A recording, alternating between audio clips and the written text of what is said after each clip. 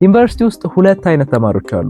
የመጀመሪያዎቹ ሬዲ እስኪሆኑ የሚጠብቁ፣ ሁለተኞቹ ደግሞ ባላቸው ነገር እየፈሩም ቢሆን የሚጀምሩ ናቸው። ይሄ ቪዲዮ የሚሆነው ለሁለተኞቹ ነው። ዩኒቨርሲቲ ውስጥ ሆኖ ቢዝነስ ወይንም ደግሞ የሆነ ስራ መጀመር ከባድ ሊመስል ይችላል። ምክንያቱም በቂ ገንዘብ የለንም፣ በቂ ኔትወርክ የለንም፣ እንዲሁም አብዛኛውን ሰዓት ደግሞ ከምን መጀመር እንዳለብን ግራ በመጋባት ነው የምናሳልፈው። ፕሮባብሊ እንደኔ ከነበራችሁ ደግሞ እንደዚህ አይነት ነገሮች ብላችሁ ሊሆን ይችላል። በቂ ገንዘብ ሲኖረኝ እጀምራለሁ፣ ስኪሉን በደንብ ስለምዶ እጀምራለሁ፣ ወይንም ደግሞ ፈተናዎችን ስጨርስ እጀምራለሁ ትሉስ ትችላላችሁ። ግን አክቹሊ ሳትጀምሩ ነው የምትቀሩት። እውነታውን ወጣችሁ ስትመለከቱ ግን አብዛኞቹ ሰክሰስፉል የሆኑ ኢንተርፕረነሮች በቂ ገንዘብ፣ በቂ ኔትወርክ ኖሯቸው አይደለም የጀመሩት። ግን ማይንድ ሴታቸው ላይ ስለሰሩ እነዚህ ነገሮች ሊገድቧቸው ወይም ሊያስቀሯቸው አልቻሉም። ለምሳሌ ብዙም ሩቅ ሳንሄድ ሶሻል ሚዲያ ላይ ከምናውቃቸው ሰዎች መካከል ዮናስ መሆኑን ውሰድ። እሱ ኤግዛክትሊ እኛ የነበርንበት ቦታ ላይ ዩኒቨርሲቲ ውስጥ ነው የነበረው። በቂ ካፒታል የለውም ነበር። ያን ያክል አሪፍ የሚባል ኮኔክሽንም አልነበረው። ግን አሁን ያለውን ዮናስ ለመሆን ብዙ ነገር ሞክሯል። ብዙ ሳይድ ሃስሎችን ጀምሮ ነበረ። ብዙ ፌል ያደረገበት ነገር ነበር። ግን ደጋግሞ በመሞከሩና በአቅራቢያው ካሉ ሰዎች የበለጠ በፍጥነት ነገሮችን ስለሚማር አሁን ያለውን ዮናስ መሆን ችሏል። ከዚህ የምንረዳው ነገር ጉዳዩ የማይንድ ሴት እንጂ የገንዘብ ወይም ደግሞ የኔትወርክ ጉዳይ አይደለም። ስለዚህ በዚህ ቪዲዮ እኔ ፐርሰናሊ ከማውቃቸው እንዲሁም ብዙ ቦታ ካየኋቸው ኢንተርፕረነሮች የተማርኳቸውን 3 የኢንተርፕረነር ማይንድ ሴቶችን በዲቴል የምንመለከት ይሆናል። ቪዲዮውን እስከ መጨረሻው ተከታተሉ። በቅድሚያ ለቻናሉ እንግዳ ከሆናችሁ ዳሽ ሰለሞን እባላለሁ። ዩቲዩብ ላይ የተለያዩ ቫልዩብል የሆኑ ኮንተንቶችን ሼር የማደርጋችሁ ይሆናል። ቻናሉን ሰብስክራይብ በማድረግ ፋሚሊ ሁኑ። የመጀመሪያው ማይንድ ሴት እሺ ማለትን መልመድ ነው። አስተውላችሁ ከሆነ በትምህርት ስርዓታችን እንዲሁም ዩኒቨርሲቲዎች ውስጥ የሆነ ነገር ከኛ ስኮፕ ውጪ በሚሆንበት ጊዜ እሺ ብለን አንቀበልም ወይም ያንን ነገር አንሰራም ነው የምንለው። ኢንተርፕረነሮች በተቃራኒው ከስኮፓቸው ውጪ ወይም ደግሞ ብዙም የሚያውቁት ነገር ሲመጣ እንደ ኦፖርቹኒቲ ነው የሚመለከቱት። ያ ነገር የሆነ ነገር አስተምሩኝ፣ የሆነ ስኪል አዳብሬበት አልፋለሁ ብለው ስለሚያስቡ ምንም ሳያመነቱ እሺ ብለው ነው የሚቀበሉት። ቤዚክሊ ይሄ ማይንድ ሴት ምንድነው? የሆነ ነገር ሲመጣ ወይንም ደግሞ የሆነ ስራ ስሩልኝ ስትባሉ እሺ ብላችሁ ትቀበላላችሁ። ዘንድ ፊገር አውት ለማድረግ ያንን ነገር በደንብ ለማወቅ መሞከር ነው ማለት ነው። ይሄ ማለት ግን በገገማው ያዩትን ሁላ ነገር መቀበል ማለት አይደለም። አንድን ነገር ከመቀበላችሁ በፊት ከልባችሁ ልታምኑበት ይገባል። በፍጥነት ተምሬ በፍጥነት ስኪሉን አዳብሬ ያንን ነገር በተፈለገው ኳሊቲ ልክ ዴሊቨር ማድረግ እችላለሁኝ ወይ የሚለውን ነገር ራሳችሁን በደንብ ልትጠይቁና ከልባችሁ ልታምኑበት ይገባል። ቀጣዩ ጥያቄ የሚሆነው እንዴት ነው ይህንን ማይንድ ሴት ዴቨሎፕ ማድረግ የምንችለው የሚለው ነው። ይህንን ለማድረግ ጥቂት ቲፖችን እነግራችኋለሁ። የመጀመሪያው የሆነ የማታውቁት ታስክ ወይንም ደግሞ ብዙም ማስተር ያላደረጋችሁት ነገር ሲመጣ ጀስት አክሴፕት አድርጉ፣ እሺ ብላችሁ ተቀበሉ። ሌትስ ሴይ አሁን የሆነ እየተማራችሁት ያለው ስኪል አለ እንበል፣ ወይ ቪዲዮ ኤዲቲንግ ወይ ኮዲንግ እንውሰድ። ያንን ስኪል ገና ማስተር አላደረጋችሁትም። በመሃል ላይ የሆነ ሰው መጥቶ የሆነ ስራ ስሩልኝ አላችሁ። ያን ያክል ማስተር አላደረጋችሁትም። ለዛ ስራ የሚያስፈልገውን ያክል ስኪል ዴቨሎፕ አላደረጋችሁ ግን አትሽሩት። ጀስት አክሴፕት አድርጉት። የምሬ ነው የምላችሁ፣ አክሴፕት አድርጉትና የሚሆነውን ታያላችሁ። ለምሳሌ የሆነ በአቅራቢያችሁ ያለ ቢዝነስ አለ እንበል እና ሶሻል ሚዲያ ማኔጅመንት እንድትሰሩለት ፈለገ። እናንተ ያን ያክል የፕላትፎርሞች እውቀት ላይኖራችሁ ይችላል። ኮንተንት እንዴት ዲዛይን እንደሚደረግ፣ እንዴት ቀረጻ መቅረጽ እንዳለባችሁ፣ እንዴት ኮንተንት በአጠቃላይ እንደሚሰራ ላታውቁ ትችላላችሁ። ግን ጀስት አክሴፕት አድርጉት። ሳታስቡት ያንን ነገር በደንብ እያጠናችሁ ራሳችሁን ታገኛላችሁ። ብዙ ቪዲዮዎችን ትመለከታላችሁ፣ ብዙ መጽሐፎችን ታነባላችሁ፣ የተለያዩ መረጃዎችን ትሰበስባላችሁ። በዛ ፕሮሰስ ውስጥ ያንን ኳሊቲ ለስራው የተፈለገውን ኳሊቲ ዴሊቨር ለማድረግ ስትሉ ያንን ስኪል ማስተር ታደርጉታላችሁ። ከምታስቡት በላይ ከበፊቱ ፍጥነታችሁ በተሻለ ያንን ነገር ትለምዱታላችሁ። የሆነ ነገር ሲመጣ ጀስት አክሴፕት አድርጉት፣ አትሽሹ። እዚህ ጋር የኔም ፐርሰናል ስቶሪ ልንገራችሁ። የሆነ ታይም ሃይ ስኩል ላይ የትኛው ግሬድ እንደነበርኩ ትዝ አይለኝም፣ ብቻ የሆነ ፕሮግራም ታሰበ ግቢ ውስጥ ለማድረግ እና ያ ፕሮግራም ኦልሞስት አንድ ቀን ነው የቀረው። ስቲል ዲሳይድ አልተደረገም። ይደረግ አይደረግ የሚባለው ነገር አልተወሰነም። ዘን ኦልሞስት ግማሽ ቀን ካለፈ በኋላ ተወሰነ። በቃ ይሄ ፕሮግራም ይደረግ ተብሎ የፕሮግራሙ ሙሉ ሪስፖንሲቢሊቲ ለኔ ተሰጠኝ። አዛት ታይም ምንም ሄስቴት አላረኩም። የምሬ ነው የምላችሁ። ጀስት አክሴፕት አደረኩት። እየቆየው ግን መፍራት ጀመርኩኝ። እውነት ይሄ ፕሮግራም ይደርስልናል የሚለውን ነገር ምላችሁ። ግማሽ ቀን ነው ያለን። ዘን አዳር ብቻ ነው ያለን። ጠዋት ላይ ነው ፕሮግራሙ። በዚህች አጭር ጊዜ ይደርሳል የሚለው ነገር በጣም ትልቅ ጥያቄ ነበር። በኋላ ላይ እየፈራሁ የመጣሁኝ እኔ ራሴ እና ይገርማችኋል፣ ፕሮግራሙ እንደውም ከበፊቶቹ በአማረ መልኩ ነበር ዴሊቨር የተደረገው። ኦልሞስት የቀረችን ግማሽ ቀንና አንድ አዳር ነበረች። ያችን ግማሽ ቀኗን የተለያዩ የፕሮግራም አይዲያዎችን አወጣን፣ ለተለያዩ ሰዎች የተለያዩ ሮሎችን አሳይን አደረግን። ዘን ዳይሬክትሊ ወደ ስራ ነው የገባነው። አዳራችንን አመሸን፣ በጣም አመሸን። በደንብ ፕራክቲስ ስናደርግ ቆየን። ጧትም ትንሽ ሰዓት ነበረችን እስከ ፕሮግራሙ መጀመሪያ ድረስ። በዛች ሰዓትም የቀሩን ስራዎች ለመጨራረስ ሞከርን። ከዛ ፕሮግራሙ በጣም ነበር የሚያምረው፣ ላይክ ከበፊቶቹ በተሻለ መልኩ ማለት ነውና ይሄ ነገር ያስተማረኝ ብዙ ስኪሎች ነበሩ። ላይክ በእንደዚህ አይነት ታይት ስኬጁል ውስጥ እንደዚህ አይነት ፕሮግራም ማዘጋጀቴ ብዙ ስኪሎችን አስተምሮኛል። የሊደርሺፕ ስኪል፣ የኔጎሺዬሽን ስኪል እንዲሁም እንደዚህ ፕሮግራሞችን በአጭር ጊዜ ማዘጋጀት ስኪልን እንዳዳብር ረድቶኛል። ስለዚህ በዛ ታይም አክሴፕት ባላደርግ እንደዚህ አይነት ሲቹዌሽን ውስጥ አልገባም ነበር። እነዚህንም ስኪሎች ማዳበር አልችልም ነበር። ሶ እናንተም እንደዚህ አይነት የምትፈሩት አይነት ነገር ሲገጥማችሁ ተጋፈጡት፣ አትፍሩት። እሺ ብላችሁ ተቀበሉና ቀስ በቀስ እየተማራችሁበት እያዳበራችሁት መምጣት ትችላላችሁ። ሁለተኛው ቲፕ ፕሮብሌሞችን ወይም በአካባቢያችሁ ያሉ ችግሮችን መመልከት ነው። ብዙ ጊዜ በእኛ እድሜ ላይ ያለ ሰው እንዲሁም ዩኒቨርሲቲ ውስጥ ያለ ሰው የሆነ ቢዝነስ ለመጀመር የሆነ ስራ ለመጀመር ፋንሲ የሆነ አይዲያ ፋንሲ የሆነ ፕሮዳክት ያስፈልገኛል ብለን ነው የምናስበው። ግን ኢንተርፕረነሮች በተቃራኒው የሚመለከቱት ፕሮብሌሞችን ነው። የሰዎችን ፔን ፖይንት ይመለከታሉ። ያንን ፔን ፖይንት ሶልቭ ካደረኩኝ ደግሞ ገንዘብ ይከፍሉኛል ወይ ምን ያክል ፕሮፊት አገኝበታለሁ ብለው ነው የሚያስቡት። ሶ ፕሮብሌም በራሱ ወደ አዲስ ማርኬት እንድንገባ የሚያደርገን መግቢያ በራችን ነው። እስኪ ራሳችሁ ተመልከቱ። ሁለት ፕሮዳክት ተሰጣችሁ እንበል። የመጀመሪያው ፕሮዳክት በጣም ተመችቷቸዋል፣ ላይክ ፊቸሮቹ ያሉት ዲዛይኑ ምናምን ተመችቷቸዋል። ሁለተኛው ፕሮዳክት ደግሞ አክቹዋል ፕሮብሌማችሁን ሶልቭ ያደርግላችኋል። ይሄ የሚያማችሁን ነገር ያስወግዱላችኋል። ሶ የትኛውን ነው የምትመርጡት? በእርግጠኝነት የምትመርጡት ሁለተኛው ነው፣ ፕሮብሌማችሁን ሶልቭ የሚያደርገው ማለት ነው።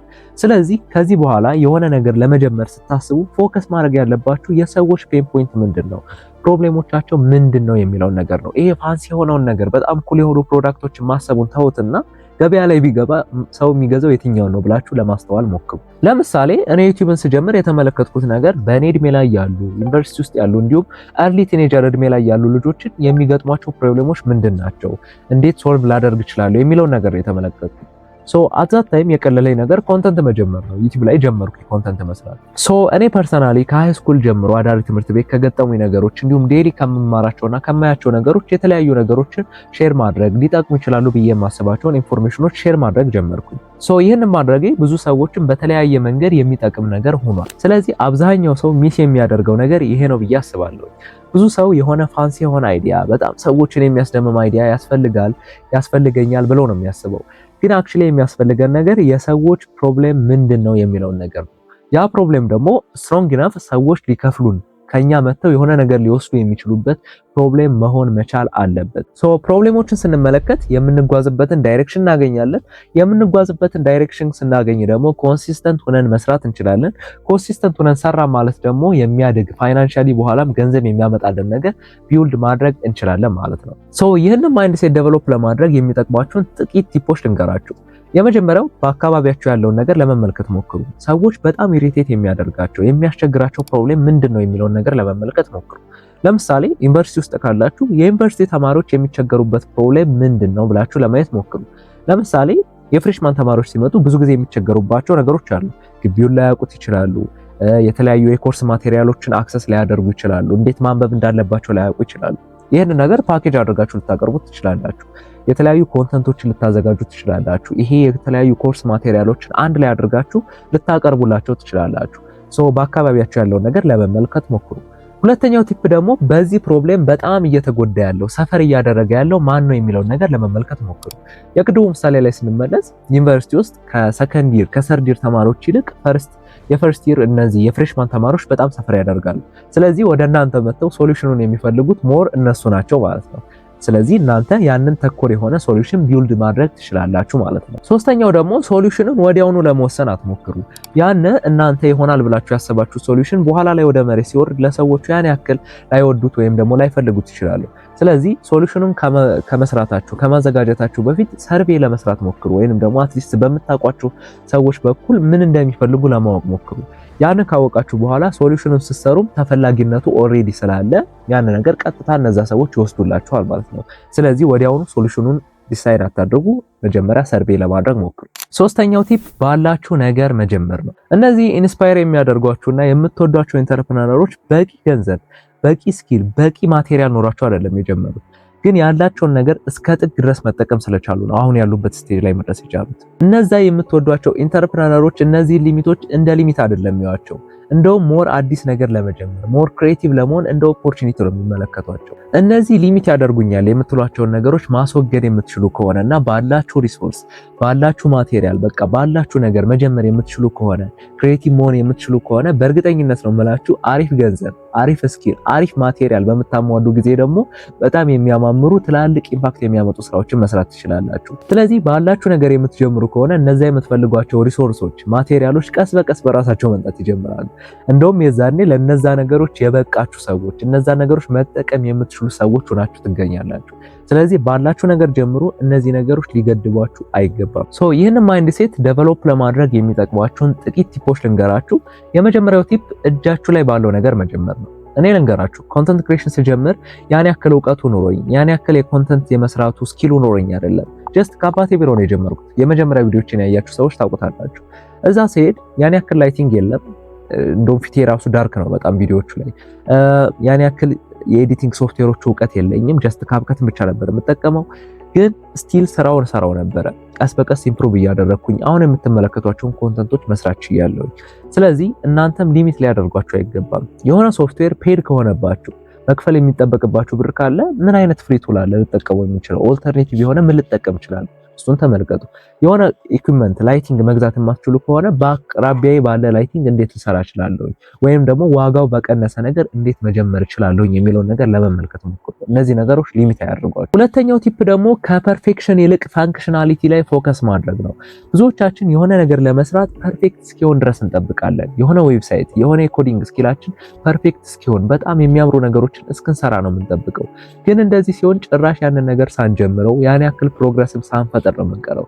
ስለዚህ ባላችሁ ነገር ጀምሩ። ፈንክሽናል የሆነ ነገር ለመስራት ፎከስ አድርጉ። የሚሰራ ነገር፣ የሚሰራ ዌብሳይት፣ የሚሰራ ሶሻል ሚዲያ አካውንት፣ እነዚህ ነገሮች ቢልድ ማድረግ ላይ ፎከስ አድርጉ። ፐርፌክት መሆኑ በመስራት የሚመጣ እንጂ ቁጭ ብሎ በማሰብ ቁጭ ብሎ ያንን ነገር ፐርፌክት እስኪሆን ድረስ በመጠበቅ አይደለም። ሶስተኛው ቲፕ እነዚህ ሊሚት ያደርጉኛል፣ ይገድቡኛል የምትሏቸውን ነገሮች እንደ ክሪኤቲቪቲ ቴክኒኮች ተጠቀሟቸው። ገንዘብ የላችሁማ፣ ያላችሁን ስኪል ተጠቅማችሁ የሆነ ገንዘብ ለማግኘት ሞክሩ። ማቴሪያል የላችሁም፣ ሌትስ ሴይ ላይቲንግ የላችሁም፣ ቤታችሁ ባለ ላይት ለመስራት ሞክሩ። አምፖል ካላችሁ አምፖልን ተጠቀሙ፣ ጨርቅ አድርጉበት ሶፍት እንዲሆንላችሁ። ካርቶን ተጠቅማችሁ ቦክስ ለመስራት ሞክሩ። እንደዚህ አድርጋችሁ የራሳችሁን ላይት ልትሰሩ ትችላላችሁ። ወይንም ደግሞ ታይም የለኝም ልትሉ ትችላላችሁ። ፕራዮሪታይዝ ማድረግን የትኛው ታስክ ማስቀደም አለብኝ የሚለውን ነገር ትለምዱበታላችሁ። ስለዚህ እነዚህ ይገድቡኛል የምትሏቸው ነገሮች አክቹአሊ የሚገድባችሁ ሳይሆን አዲስ ነገር እንድትማሩ ሞር ክሬቲቭ እንድትሆኑ የሚያደርጓችሁ ቴክኒኮች ናቸው። በዚህ መልኩ ለማየት ሞክሩ። ስለዚህ እስካሁን ባየነው መልኩ አብዛኞቹ ቢዝነሶች፣ ኢንተርፕረነሮች የጀመሩት ፐርፌክት አይዲያ ኑሯቸው ወይንም ደግሞ የሀገር ገንዘብ ኑሯቸው አይደለም፣ ግን አይምሯቸው ላይ ስለሰሩ ትክክለኛው ማይንድ ሴት ስለያዙ ነው። ስለዚህ እናንተም በትናንሽ ስቴፖች ለመጀመር ሞክሩ። ስሩ ዘ ፕሮሰስ እየተማራችሁ አዳፕት እያደረጋችሁ ለመሄድ ሞክሩ። ስለዚህ እነዚህ ማይንድ ሴቶች ካወቃችሁና ፕራክቲስ ማድረግ ከጀመራችሁ በኋላ ልትጠይቁት የምትችሉት ጥያቄ ግቢ ውስጥ ሆኜ ምን ልሰራ እችላለሁኝ፣ ምን አይነት ስራዎችን መጀመር እችላለሁ የሚለውን ነው። እሱን በዲቴል የሰራሁት ቪዲዮ አለ ታች ዲስክሪፕሽን ላይ ወይም ከላይ አስቀምጥላችኋለሁኝ። ገብታችሁ ቼክ አድርጉት። በቀጣይ በሌላ ቪዲዮ እስክንገናኝ ቸር ሰንብቱ።